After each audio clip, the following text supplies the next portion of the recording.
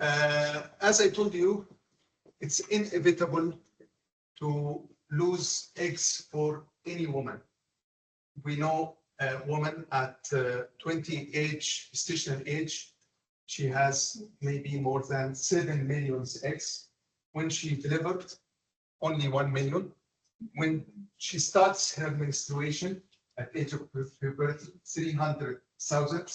And each month there is a variable loss between maybe 500 to 2,000 eggs each month, till she will reach a menopause with about 1,000 eggs, and he will not be able even to use these eggs.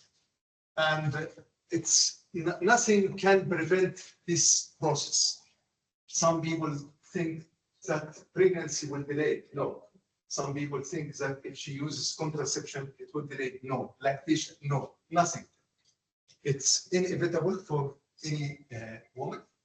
And additionally, the quality of eggs for early life at age of 20 is much, much better than later on at age of 35 and more. That makes the chance of pregnancy each month for a woman at age of 30 years is like 20% each month. She has 30% and 20% chance to get pregnant each month. At age of 40, it's less than 5%. At age of 42, less than 3%. At age of 45, less than 0.5%. And for sure, this makes a woman who is involved in her career, she doesn't have Mr. Right, that she can start her family, at risk of losing her fertility. That's why a lot of companies now offers her fertility preservation funded under the company. A lot of many international companies. I don't know what's happening in Brigitte, but this is the fact.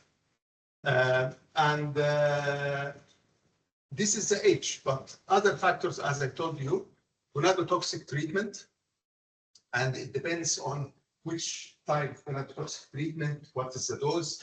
Also, as I told you, metabolic problems, and don't forget, please, especially for the gynecologists, ovarian surgeries, which sometimes may not be necessary for women at some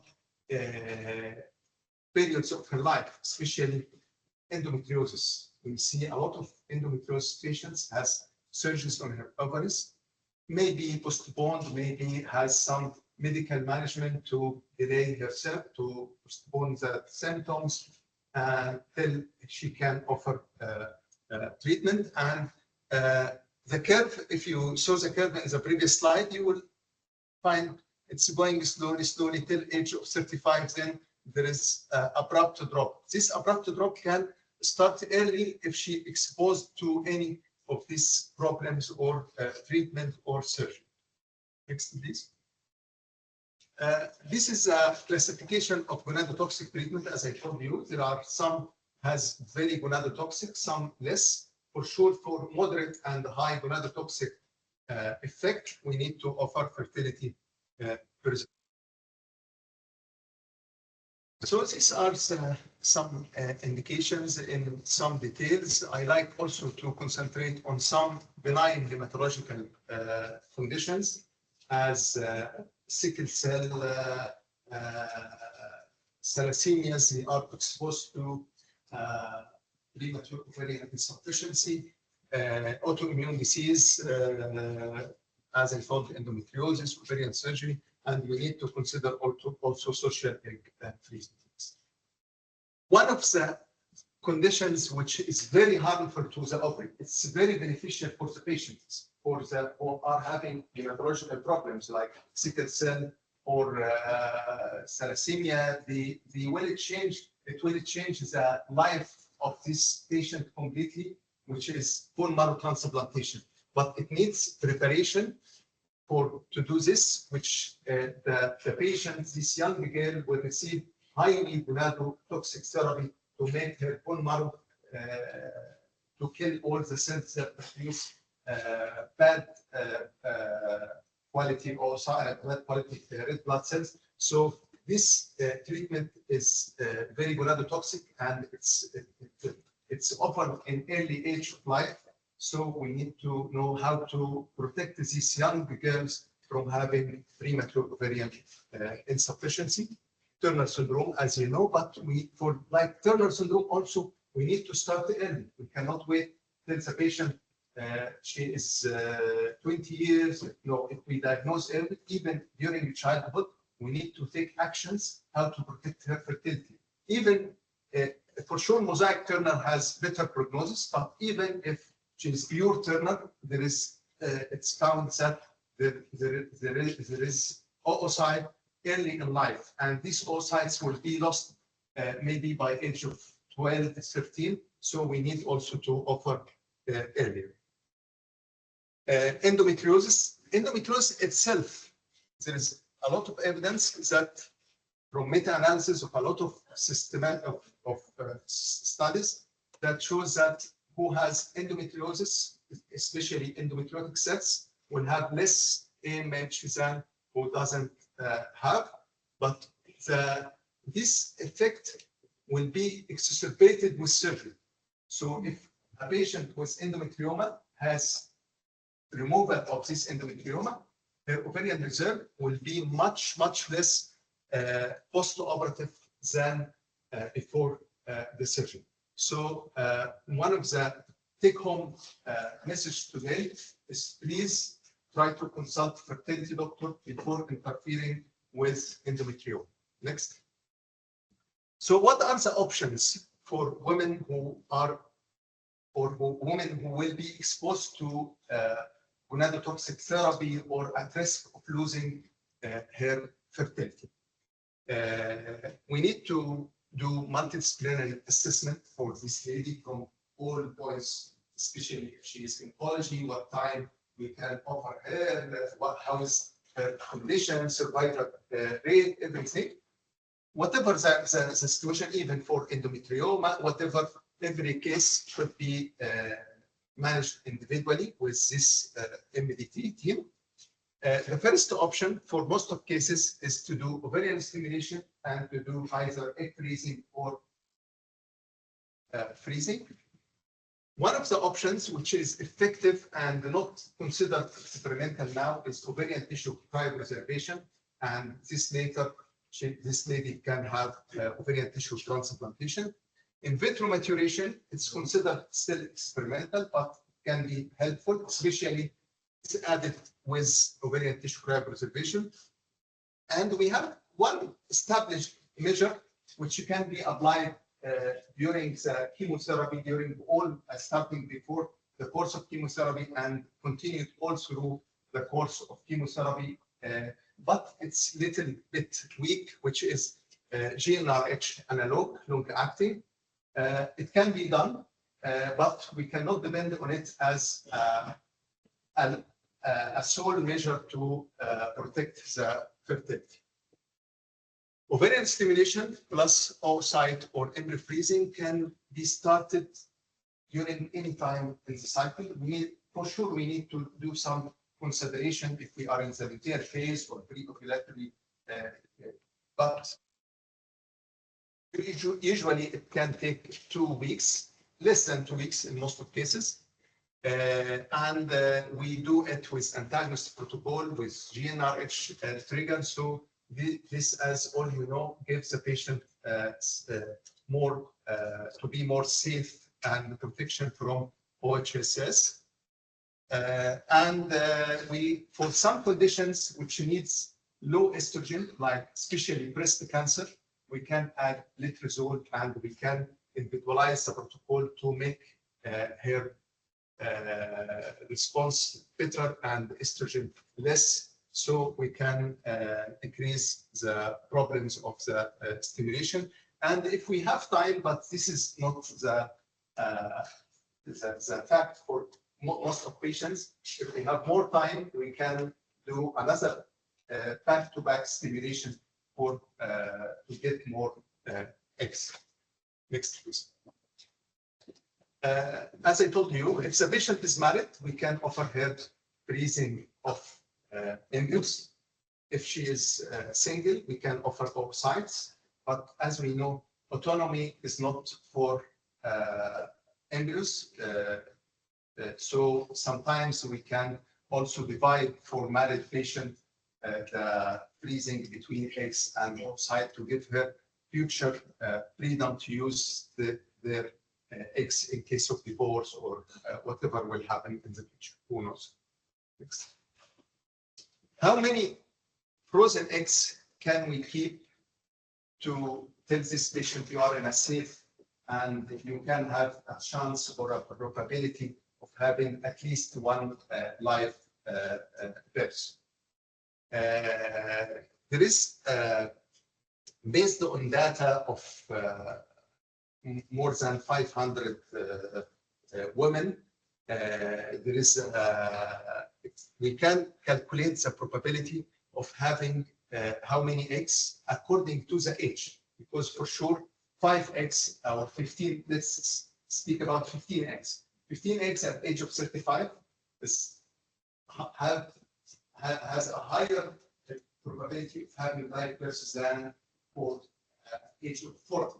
So there is a curve and there is application online. It's free online. Any woman, during freezing, I told her we put, for example, 15 eggs. Your age is 35 years, so you have a probability of having at least one live birth is like 80 or more than 80%. If you put 20, your chance will be 90% like this. Okay, so this is important to get, because we don't know. We have eggs and she wants to be in safe side. This usually more, it's better for counseling for social egg freezing, because social egg freezing, she is not under the pressure of time and repetition of cycles. She can repeat the cycle 1 time, 2 times. If she put what she wants from 1 cycle, it's enough for her. Next. Now there is a rule for artificial intelligence to examine the eggs, and according to some to the shape of the eggs with specific determinants from machine learning, they can tell these eggs what is the possibility of these eggs to be blastocyst, and according to this, what is the possibility to be live birth later on. So next, please. So there is also programming to do based on artificial intelligence to be more individualized for the patient, not to give her the, she got 15 eggs at age of 35, your chance is 80%, but we can make individualization for you, maybe higher or low, based on artificial intelligence examination of these eggs. This is a real case. She got 3 oocytes, and based on the calculation, according to the blastocyst probability, based on these oocytes, we can calculate how many blastocysts she can form, and based on this, at least one live birth will be 25%. So not only the age, we can make specific determination based on the shape of oocytes if we have artificial intelligence tool to examine these oocytes. However, we know that oocyte or ovarian stimulation is not suitable for all patients, especially for who needs urgent therapy or prepubertal birth, and or she has recent chemotherapy. We cannot do ovarian stimulation within 6 months of the last chemotherapy. So we can go for other measures. And also there are a challenge for ovarian stimulation and egg retrieval for adolescents at the age of 12 years, 13 years. Yes, she may start her menses. However, her egg quality will not be so good. Also, the dealing with this young girl may be difficult to get eggs. So these are the drawbacks that we for the egg freezing and oocyte freezing, that there is hormonal stimulation, delay of chemotherapy, number of eggs may be limited from only the allowed period for stimulation, and it can preserve the eggs, but it will not preserve the endocrine function. I will explain also some here alternative ways of egg retrieval than the vaginal egg retrieval, which is the standard and the best. However, if the woman is a virgin and she doesn't accept the vaginal route, we can do either transabdominal, which I consider it the first alternative, and it's easy to be done, especially if the ovary is large in size and it becomes up. However, in some cases also, which maybe there is a vessels or intestine between the abdominal wall and the ovary, we can go for laparoscopy. Very rarely, very rarely, we can go for rectal, but I don't recommend it to be the first or second choice, even if we cannot do abdominal. Next, this is one study we did with my team for prospective study comparing the vaginal versus abdominal for social egg freezing, and we can find that there is no difference in the number of retrieved oocyte per follicles, which is how many eggs you expect per follicle from both groups, and you did the retrieval.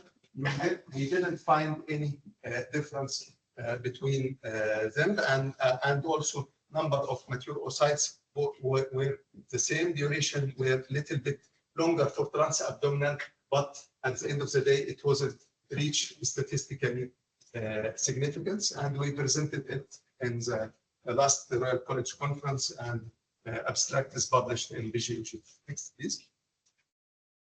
This is some risks also for young age from ovarian stimulation. Next, no problem. Okay, let's go for another tool for ovarian tissue cryopreservation, which is ovarian tissue cryopreservation.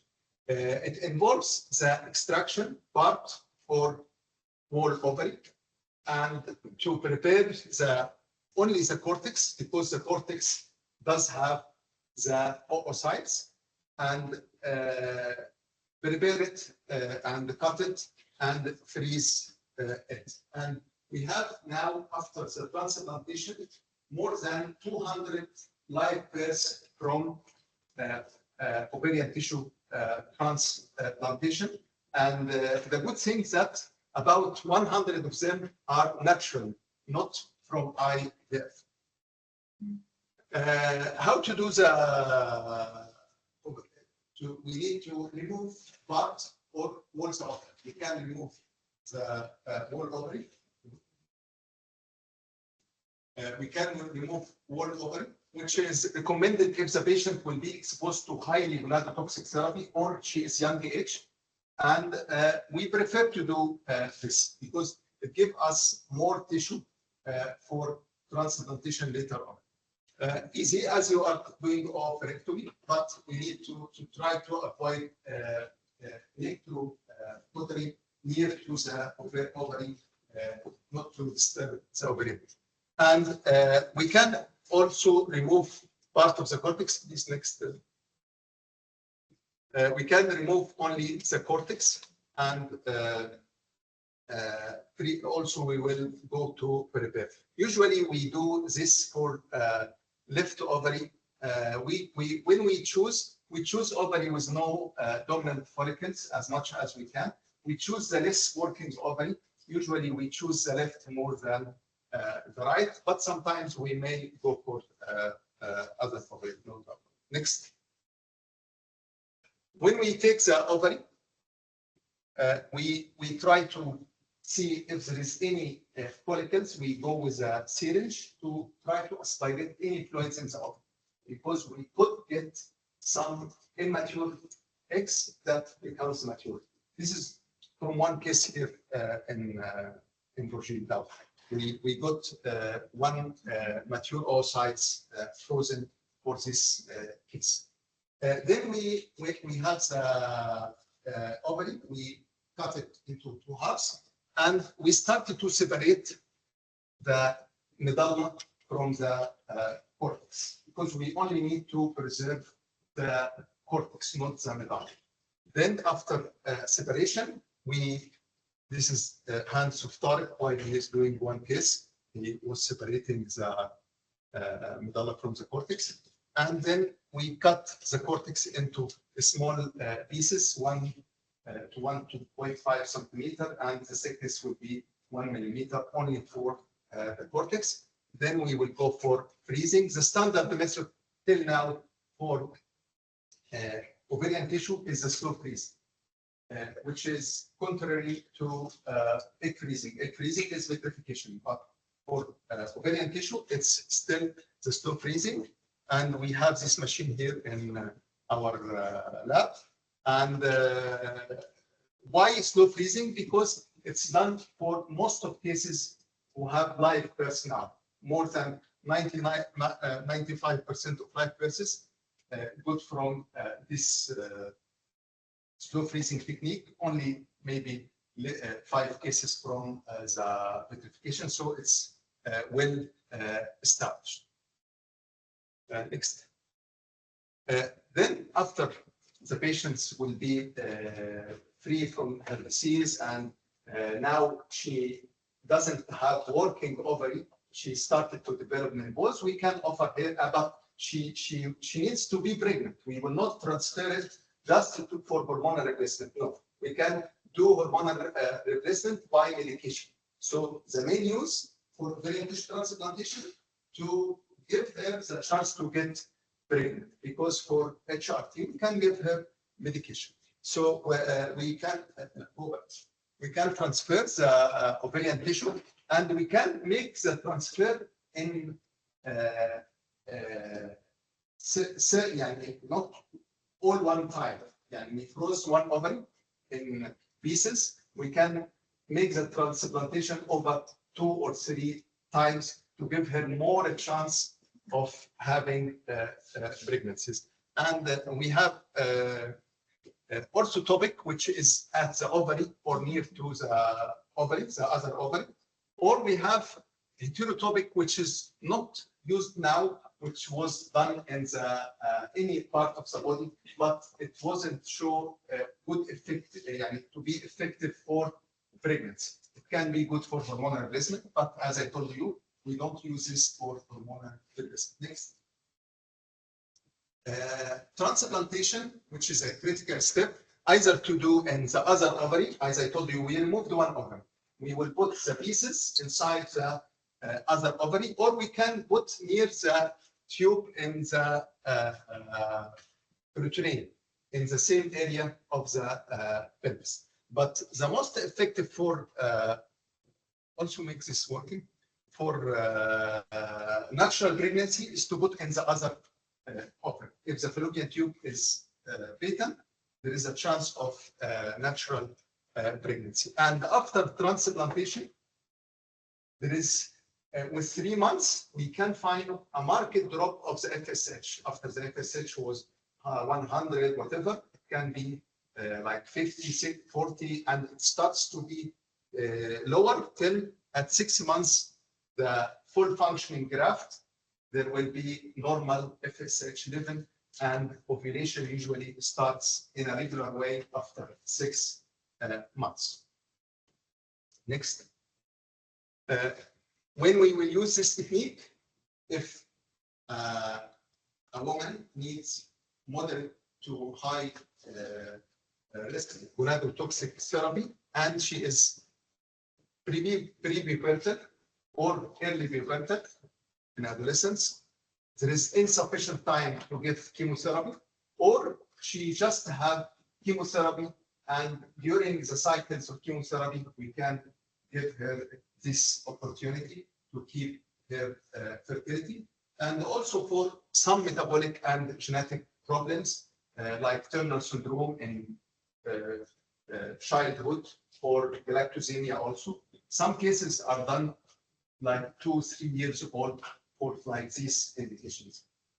Next.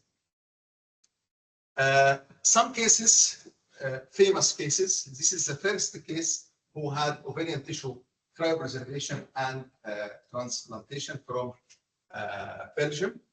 And the same, what I told you, she was diagnosed with stage 4 Hodgkin lymphoma in 1997.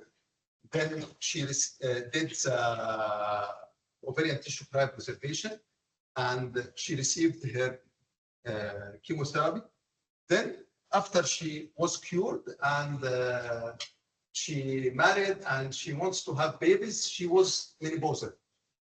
In 2003, she received her grafts, and after 5 months, she starts to have her menstruation, and after 11 months, she got spontaneous pregnancy, and she delivered vaginally a healthy baby. Next. Another case, which is done in for a woman or a girl at the age of 11 for sickle cell anemia, who were exposed to also, or were before exposing to hormonal transplantation, and also she got pregnant and delivered. Another case. Next. This is an Emirati girl. She had the ovarian tissue cryopreservation in London before starting treatment also for thalassemia, and later on she got the transplantation, but and she had IVF to get pregnant, and also she delivered.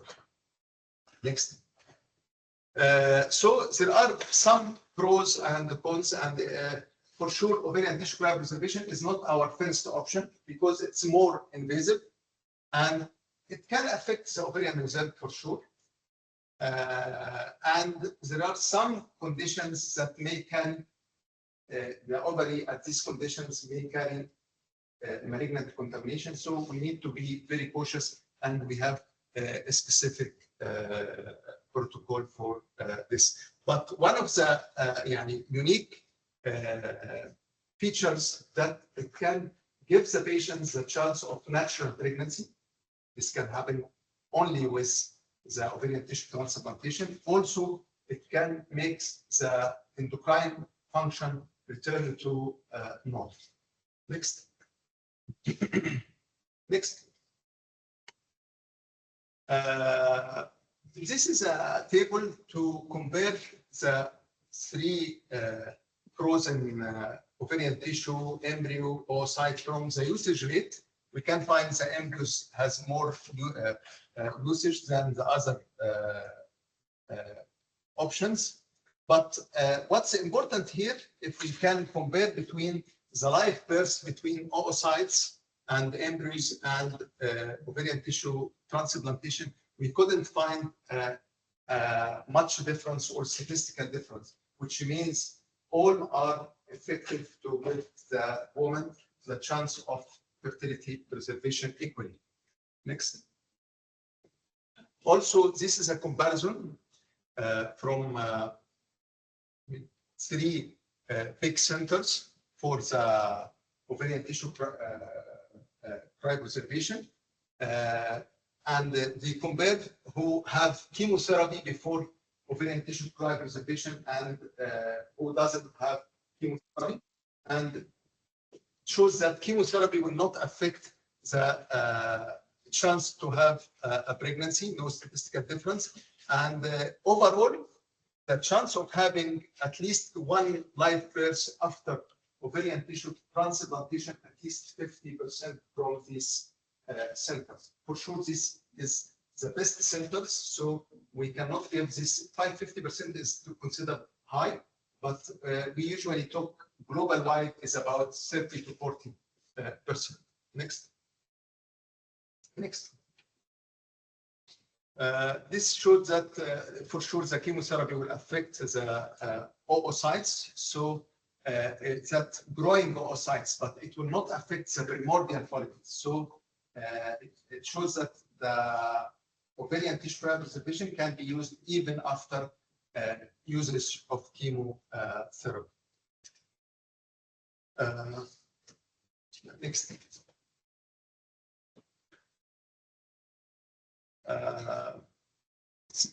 Yeah, it's for your knowledge that there are some, if you search for youngest cases for ovarian tissue cryopreservation, you can find from age of 3 years, and some now I think maybe more less than this age. For sure, it's a difficult decision to be taken, and for sure, no one till now, or it will take much years for these girls to know what will happen when we will transfer the ovarian tissue back to when not to recommend ovarian tissue cryopreservation, for sure, as any fertility preservation, if there is poor prognosis, survival is bad general condition, we shouldn't waste our time for fertility preservation. If there is surgical risk, we need to have laparoscopy, and she is not suitable to have laparoscopy. If there is evidence of ovarian cancer or metastasis.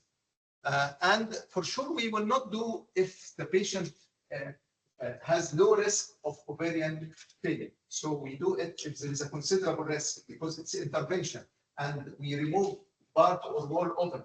So it can itself produce low ovarian reserve and ovarian failure. These are frank contraindication, but it's not, we will not purely contra for ovarian cancer for sure. It's considered contraindication. For leukemia and other cancers, we can go more. We can do some modifications, not to take the ovarian tissue directly. We need to put the leukemia, especially acute lymphoblastic leukemia, into remission before taking the ovaries or part of the ovaries out. And before doing the transplantation, now we consider checking the if there is by a lot of tests, not only on the basis of histology, but on the basis of markers, if there is any residual disease. And next, there are publication of a lot of cases of now of pregnancy and live births with good condition of the woman after transplantation of ovarian tissue comes from leukemic patients. The third or one of the options is GnRH agonist. I thought it can be used. It can be used adjuvant. You did the ovarian tissue cryopreservation, or even you did the oocyte cleansing. You can add GnRH agonists before chemotherapy, and especially effective in during the breast cancer treatment. But also we can use for other cancers. But as I told you, it's considered weak and not used alone, except if you cannot use other measures. Next. In vitro maturation, I told you we can do during the ovarian tissue cryopreservation, we take oocytes, immature oocytes, and we put it in a media for 24 hours to and we check after that the maturity, and if we found any mature oocytes, we freeze. But it can be used alone by making maybe minimal stimulation and taking do egg retrieval for not taking the 10 or 12, 15 days of stimulation. We can do on follicles, especially for patients who has a lot of antral follicles. We can do it, but it's at this stage it's considered experimental, but it can be tried in some specifically in some cases, and it doesn't have any risk of freezing eggs, doesn't have any risk of contamination. So in some cases, if you know that it's a contamination for the ovary, we can offer the freezing of immature or freezing of, or doing IVM plus freezing of mature oocytes, and we have live births coming from the freezing of eggs comes from IVM. Next.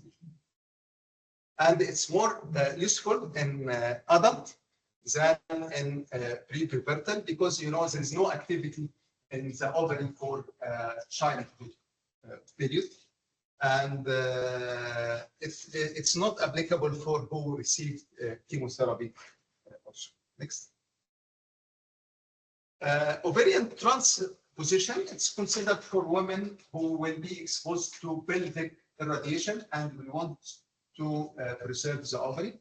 And it's a surgical procedure, removing the ovary from the exposure of radiation field. And later on, we can shift back the ovary to near the uterus. Next. Another procedure can be done for the uterus, because if the uterus is exposed to irradiation, for sure this uterus will also have damage and pregnancy. Endometrium will be damaged and muscle and not suitable to pregnancy. So there are a lot of cases comes from Brazil, and there is multi-observational study done for 6 cases that make the uterus separated from its natural pathway through the vagina and make it connected to the umbilicus to make the respiration from umbilicus. Then after finishing the radiotherapy and the patient wants to be pregnant, they make the transposition again. So they protected from the field of the radiotherapy. Just for your interest. For many things, generally it's easy, especially for post-pubertal. It can give us sample before exposing to chemotherapy. And there is no social sperm freezing for sure, because men are constant or nearly constant, not 100% for the semen production through their life. The problem comes if the children needs the freezing or they will be exposed. Next, please. And currently, there is no testicular, no live birth comes from testicular cryopreservation, not like ovarian tissue cryopreservation. So, but we can do, but we don't know what will happen in the future. Inshallah, there is a big hope because it's already done for monkeys, live births from freezing of prepubertal testicular tissue. But until now, in humans, if there is a boy at the age of 6, 7, whatever, before starting production of sperms, there may be a possibility to freeze part of the testicles for later on transplantation, or we will see what will happen in the future. Very important to give the patients for fertility preservation, whatever the indication, proper counseling and consent. We know this is elective procedure for social freezing, but it can be emergency in oncofertility. So we need to make the difference in time, in preparation, way of talking, consent. Everything should be individualized for this case, and we need to consider a lot of barriers that always facing us, like financial, like ethical, virginity. We need to give help. This you will refuse. We need to make some modification, and for sure we cannot guarantee outcome because we freeze eggs, but we don't freeze babies, or we don't as we can say we freeze eggs, but we don't freeze fertility. By the way, we are trying to keep fertility, but we cannot guarantee in all cases, because some cases comes to us with low ovarian reserve and she will be exposed to chemotherapy, and we have limited time. We will do our best, but we cannot guarantee the outcome. So the take-home message: fertility preservation options should be raised when there is an indication, and the final decision should be taken by MDT with proper weighing the benefits and the risks, with special consideration for experimental procedures. In the future, we may see in vitro culture and the maturation of primordial follicles or spermatogonia, artificial ovary, artificial gametes, which can come from the skin. Now there are a lot of work, and there is pregnancies in mice from oocytes comes from the skin of the mice, and also from oocyte of the mice, but in humans, not happening till now. Who knows? And these are the services we offer in the Trust Fertility Clinic, from semen freezing, testicular tissue freezing, oocyte freezing, whatever the route of taking the eggs, in vitro maturation, and ovarian tissue cryopreservation. Thank you very much for your attendance. And we will have the next meeting, inshallah, in middle of February, at 11 February. We'll have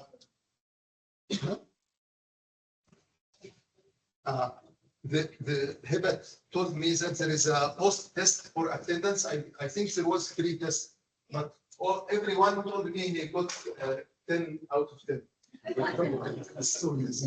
So, but post test maybe after the lecture we may do some marks. Thank you very much for the attendance. I have a question. How many pieces you can put back to the ovary after thawing to be functional again? It depends on how many pieces you have, and what's your expectation about the quality of these pieces. And if you have a young age with good ovarian reserve, at the time of ovarian tissue preservation, the AMH was, for example, 3 nanograms per mil. So each piece will contain a lot of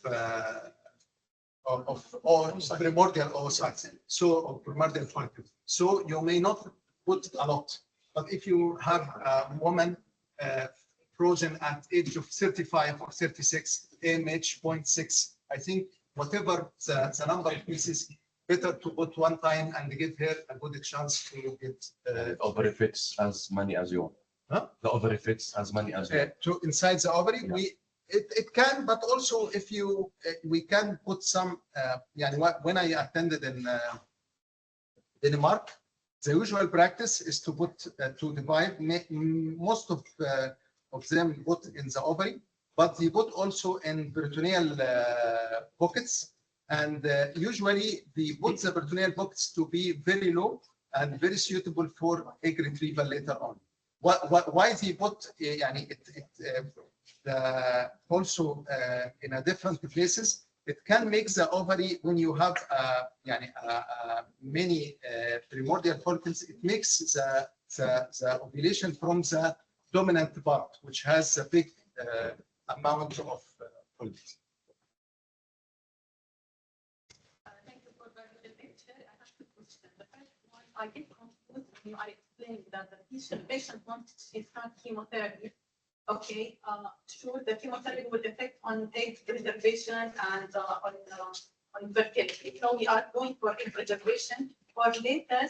After, and you mentioned in one slide at the beginning that if we want to make ovary transplant, we can start it at the end of chemotherapy. So until it starts growing and giving the effect, and the FSH becomes higher, that time chemotherapy will be reached to the end.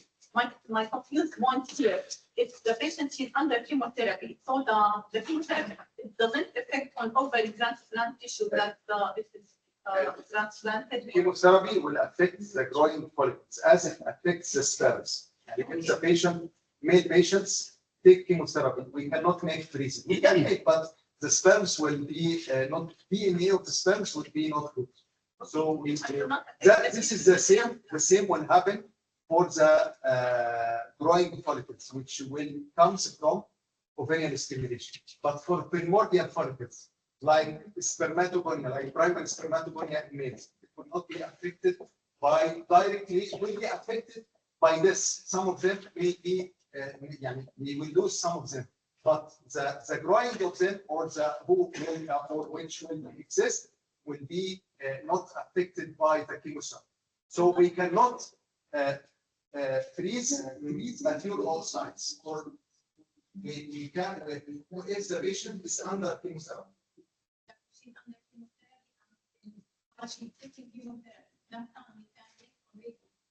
No, that's a condition when she is completely fine and plus she is because it shows that she had 2 years at least for most of cancer, sometimes 5 years, and she is now ready to be pregnant. And if she has a cancer, and for sure we will give her contraception. We will not allow her to be pregnant.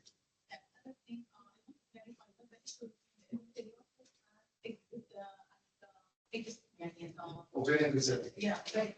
There is many effects of endometrioma itself on the primordial parts. There is obstruction, there is a direct from the growing growth, from the inflammation, cytokines, a lot of obstruction happens in the organ. But all of this is one part, and the endometrioma surgery is another part.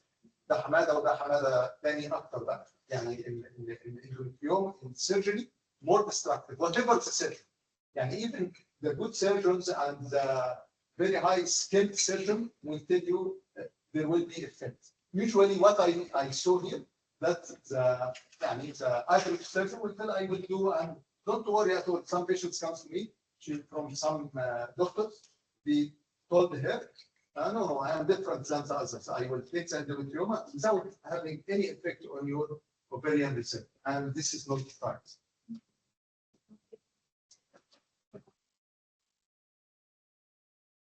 Where is the question? Let her open her. Open for online questions. No problem. You can have online and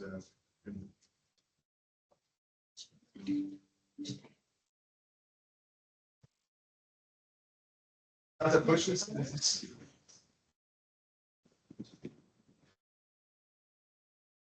Good morning. Morning, Dr. Amandi. I missed you. Thank you. Yes, I missed this very nice lecture in person, but I have attended online. Dr. Ahmed, I have a comment.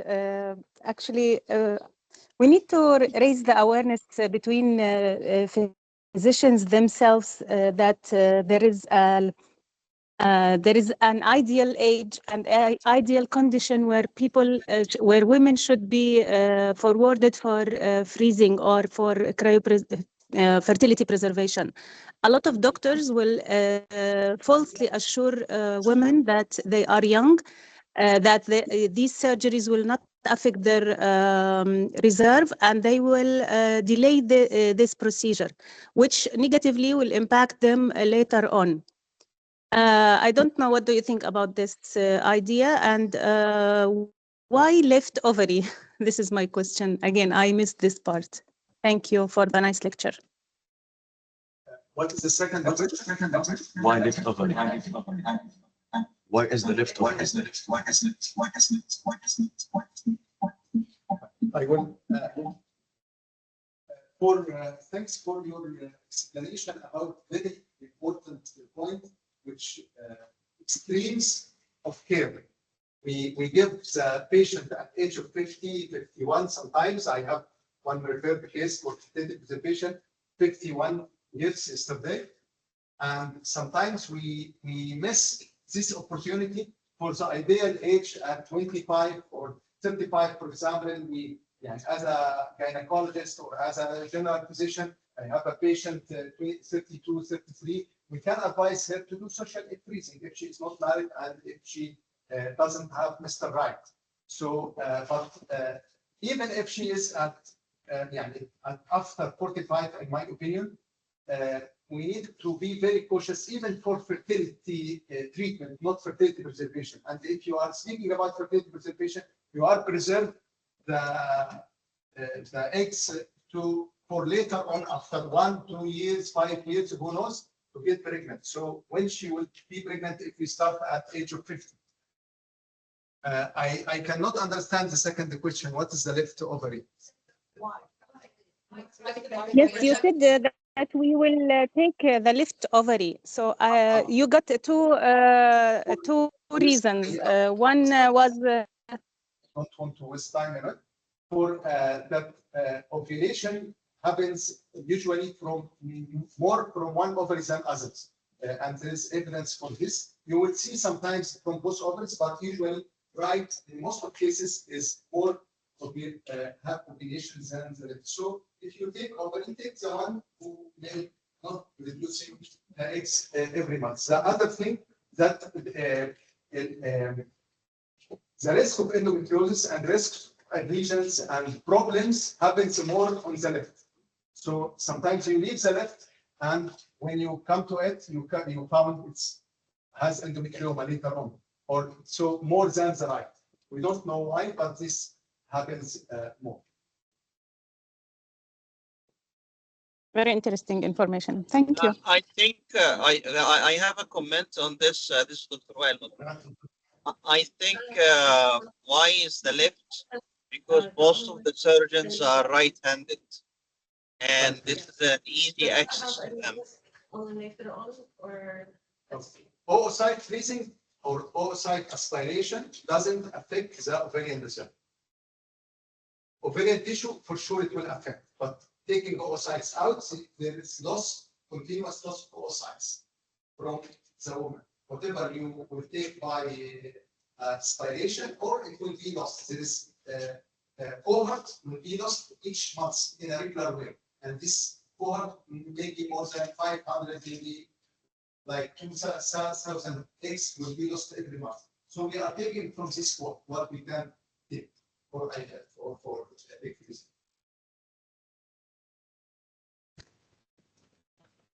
Any other question? No. Very much.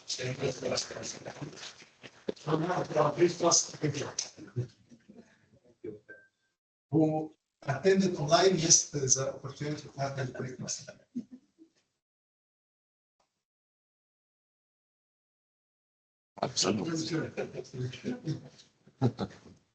السؤال ده شو على المنيو؟ تخلينا كده صغير.